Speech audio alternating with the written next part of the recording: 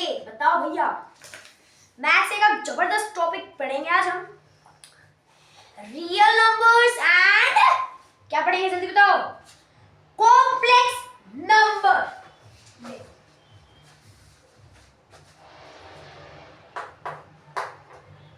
Real and complex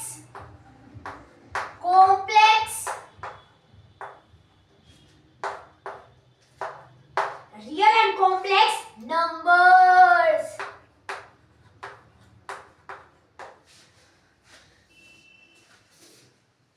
अब सारे ही बड़े बना दे तो इसको भी बड़ा बनाओ भाई। एंड नंबर्स, ठीक है। अब हमारा है पहले होते क्या है real numbers and complex numbers. Real number जानते पहले।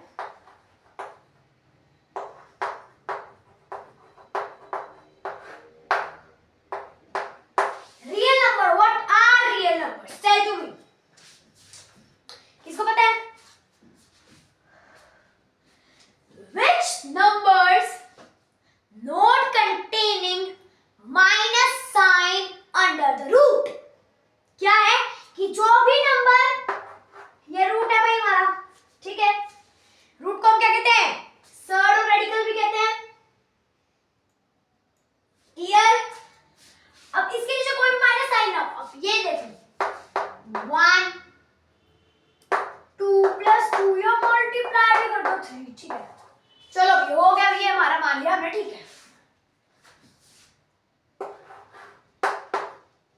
माइनस जहां आ जाता है रूट के अंदर में, वो क्या होता है हमारा?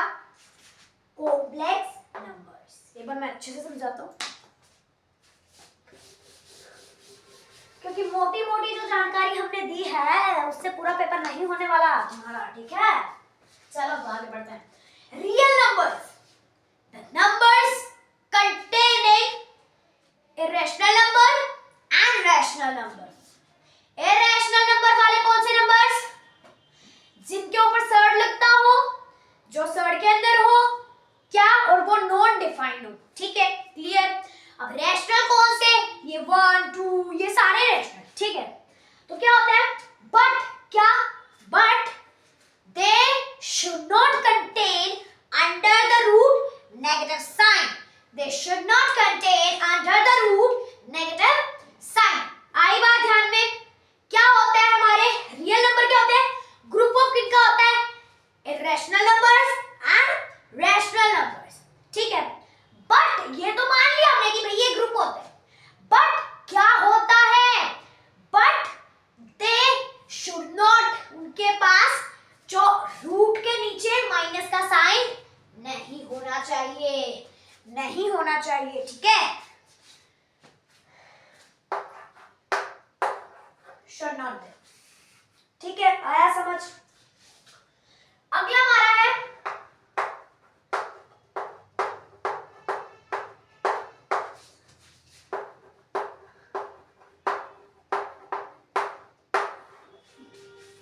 अब ये क्या भला होती है? इससे अपोजिट।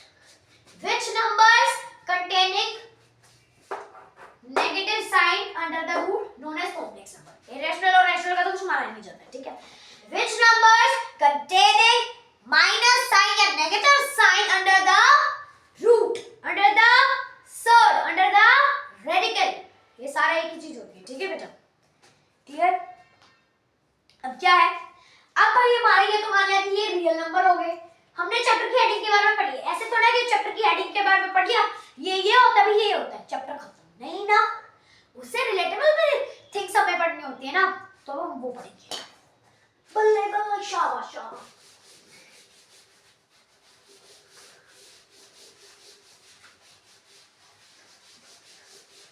चलो भाई क्या करते हैं हम? अब देखो, अब ना तुम्हारी बुक में ना, तुम बुक खोलोगे, तुम देखोगे आयोटा, तुम्हारा सिर वहीं पे घूमने लग जाएगा। बोले ये आयोटा क्या होता है? ये क्या है? अच्छा आई, आई तो ये होता है। आई का मतलब फिर टीचर के पास जाकर पूछोगे, टीचर बताएंगी इट इज आयोटा। तो बोले आयोटा क्या होता है? जानना पड़ेगा। तो वो वीडियो, इस वीडियो में हम वो जानेंगे, ठीक है। चलो ठीक है, क्या होता है अब इसको, इस नंबर को, इसको हम रिप्रेजेंट करते हैं आयोटा से। आयोटा की वैल्यू, आयोटा या आयोटा पावर 1 की वैल्यू क्या होती है? Root containing -1। क्लियर? आया समझ? अब अगला हमारा है आयोटा स्क्वायर की वैल्यू क्या होती है? अब रुको मैं इस साइड लिखता हूं, नहीं आयोटा होगी।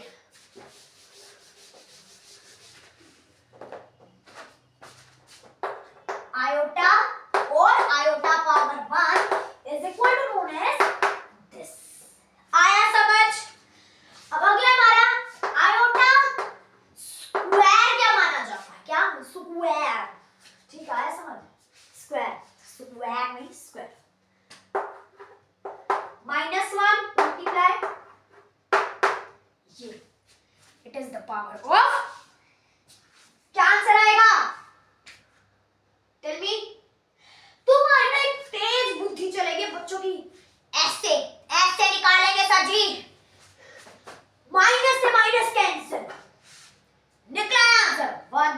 नहीं, तुम सर के नीचे इस चैप्टर में माइनस कैंसिल नहीं कर सकते। क्यों भाई? फिर वो कॉम्प्लेक्स नंबर रहेगा ही नहीं ना। हमें तो कॉम्प्लेक्स नंबर के बारे में पूछ रहे हैं। ये आयोटा या आयोटा स्क्वायर तो कॉम्प्लेक्स नंबर है। अब तुमने ये माइनस ही उड़ा दिया तो ये आयोटा कहाँ रहा? कॉम्प्लेक्स नंबर कहाँ रहा? आयोटा नहीं उड़ाएंगे हम, ठीक है। माइनस तो एज इट इज लिख देंगे, answer will be minus iota. ये तुम सिंपल से याद रखो, आयोटा स्क्वायर की वैल्यू 1 -1, सॉरी, आयोटा स्क्वायर की वैल्यू -1। आयोटा क्यूब की वैल्यू क्या होती है बेटा? बताओ विकी, बताओ मुझे आयोटा क्यूब की वैल्यू। चलो, आयोटा क्यूब की वैल्यू होती है माइनस आयोटा, ठीक है, माइनस आयोटा। अब क्या होता है आयोटा? अब हम इसको ऐसे भी लिख सकते थे ना, आयोटा आयोटा मल्टीप्लाई आयोटा, तो क्या आता? माइनस बनाता। अब हम इसको ऐसे भी लिख सकते हैं, iota multiply iota, the answer will be minus iota. क्योंकि इनको हम कैसे लिख सकते हैं? -1 मल्टीप्लाई -1 ऐसे करके फर्दर फॉर्म में डिवाइड होके मल्टीप्लाई होके माइनस आयोटा आएगा, माइनस आयोटा, ठीक है। आयोटा क्यूब की वैल्यू माइनस आयोटा, ठीक है, आया समझ? आयोटा की पावर 4 की वैल्यू क्या होती है? इसकी होती है +1। क्या होती है? +1 या सिंपली 1। ये तुम्हें इस चैप्टर में जरूर याद रखना है because these are the important. अब तुम सोचो भैया सर ने इनकी फिक्स्ड वैल्यू तो मैं बता दी, चलो हमने ये याद भी कर ली। अब तुम पेपर देने बैठे, अरे भाई आयोटा वाला तो मेरा चैप्टर पक्का पढ़ा है, ठीक है, और तुम्हारे पहला क्वेश्चन खुले आयोटा वाले पेज पे, आयोटा वाले चैप्टर वाले पेज पे वो है आयोटा की पावर 1 to 9। तुम रह जाओगे हक्के बक्के। बोलो भाई नमस्ते, हमें पेपर नहीं आता, ये तुम्हें कहना नहीं पड़ेगा, इसीलिए मैं तुम्हें इसको भी सिखा रहा हूं।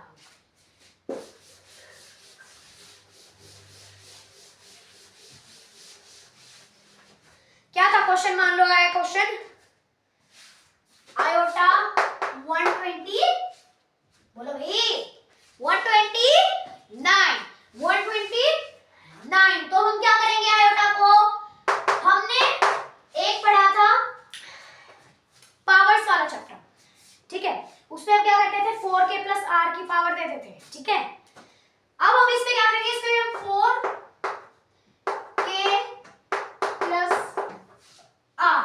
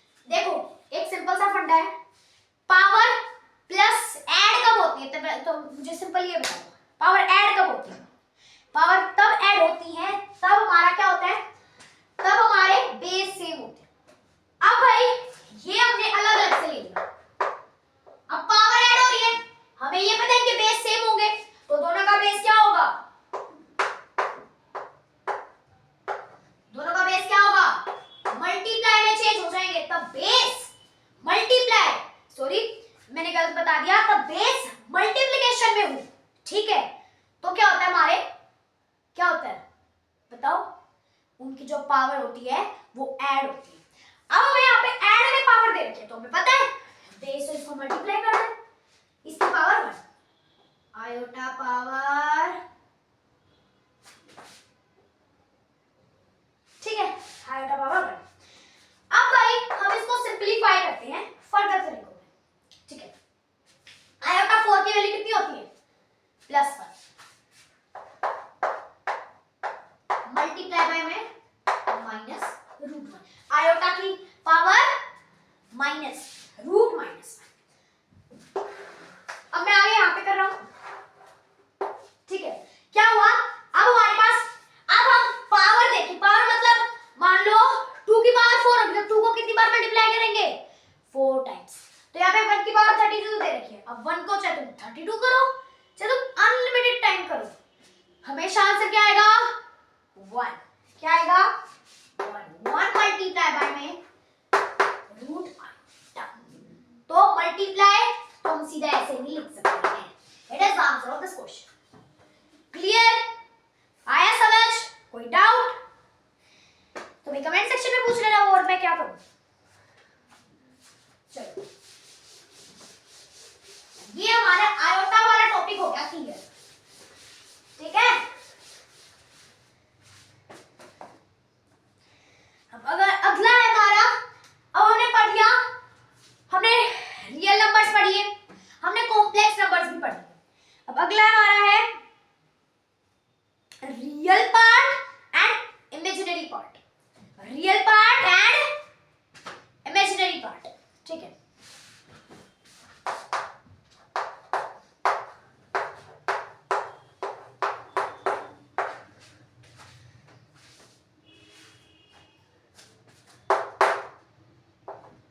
Real part and imaginary part,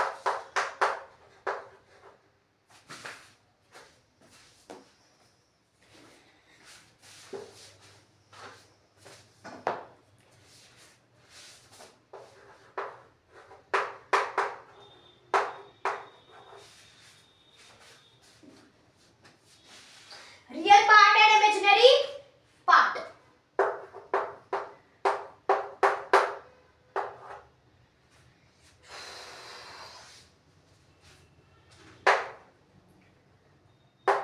real part and imaginary part, अब क्या होता है, ये रियल पार्ट क्या होता है, अब हमारा क्या होता है, कॉम्प्लेक्स नंबर्स जो होते हैं ना,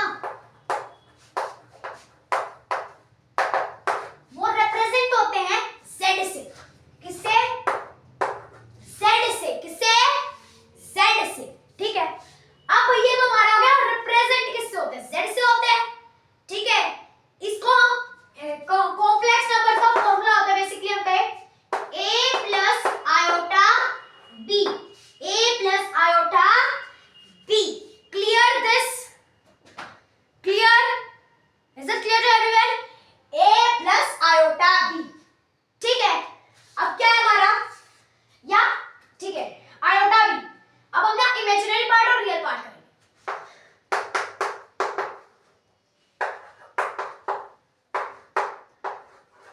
ठीक है। अब ये a क्या है, रियल नंबर, b क्या है, वो भी एक रियल नंबर है, ठीक है, दोनों है तो रियल नंबर, बट हमने क्या करना है, बताना इमेजिनरी पार्ट क्या होता है, रियल पार्ट क्या होता है। रियल पार्ट क्या होता है, जो आयोटा अपने साथ कंटेन ना करता हो। इस पूरी इक्वेशन में आयोटा कौन कंटेन नहीं कर रहा है, a, तो a हमारा रियल पार्ट होता है। अब इस पूरी इक्वेशन में हमारा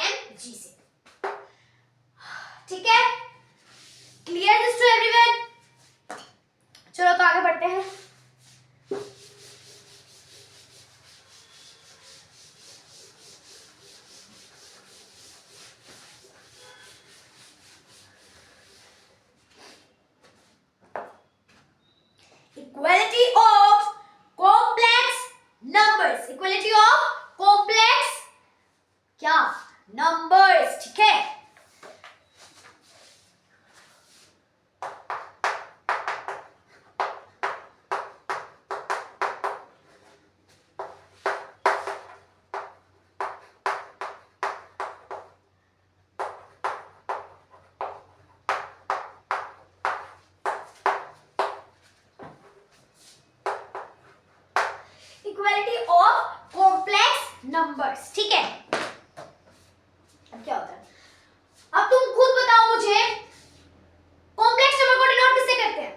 कमेंट सेक्शन में लिखो जल्दी। आई होप सो लिख लिया होगा इतना जल्दी तो, ठीक है। टाइपिंग तो वैसे बहुत स्पीडी होगी तुम्हारी तो। क्या होता है, z से करते हैं। किससे करते हैं? z से। अब हमने दो कॉम्प्लेक्स नंबर्स लेने होते हैं। कॉम्प्लेक्स नंबर्स का formula a plus iota b, a plus iota b। Clear this to everyone? ये इतना इजी है, मतलब तुम ऐसे फटाक दे से करोगे तो, ठीक है, सेकंड भी नहीं लगेंगे। z ले लिया, अब इसको क्या लेते हैं? z1, इसको z2, क्योंकि पहला है दूसरा, ठीक है। ये दो नंबर है, इसमें कंफ्यूज होने की कोई बात नहीं। z1 z2 क्या है हमारा?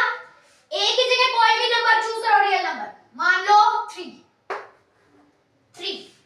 प्लस में आयोटा, अब इसकी जगह कोई चूज करो, मान लो आयोटा 6, ठीक है। आगे समझिए तुम। अब क्या है, तुम्हें ये दे रखा है कि कॉम्प्लेक्स नंबर्स हैं जो हमारे, क्या वो ये क्या है हमारे? इक्वलिटी है इन दोनों के, इन दोनों कॉम्प्लेक्स नंबर्स के बीच में इक्वलिटी है। तुम्हें ये दे रखे, तो तुम कैसे फाइंड करोगे? अब तुम ऐसे रह गया x प्लस आयोटा y, इसकी वैल्यू ढूंढ के दिखाओ। तुम नहीं फाइंड कर पाओगे, इसके बाद फाइंड करके कर पाओगे जब मैं बताऊं। इक्वलिटी ऑफ कॉम्प्लेक्स नंबर्स में क्या होता है? z1 का रियल पार्ट 3 इक्वल होता है z2 के रियल पार्ट से, z1 का इमेजिनरी पार्ट इक्वल होता है z2 के इमेजिनरी पार्ट से। तो सीधी सीधी वैल्यू निकला है ना, z2 क्या है? 3 इसका रियल पार्ट है, तो ये भी क्या होगा? 3 होगा, प्लस आयोटा ये 6 है तो y भी 6 ही होगा। इतना इजी है। अगर तुम्हें ये दे दी ना क्वेश्चन में कि दे आर इक्वल, इक्वलिटी है उनके बीच में, दो कॉम्प्लेक्स नंबर के बीच में इक्वलिटी है, तो तुम आंख बंद करके लगा देना, रियल पार्ट दूसरे रियल पार्ट से इक्वल होता है, इमेजिनरी पार्ट दूसरे इमेजिनरी पार्ट से इक्वल होता है, ठीक है। ये दोनों आपस में इक्वल होते हैं। कहीं तुम लगाए हो 3 plus iota b is equal to x plus iota y, this is wrong, it is not equal. क्या होता है?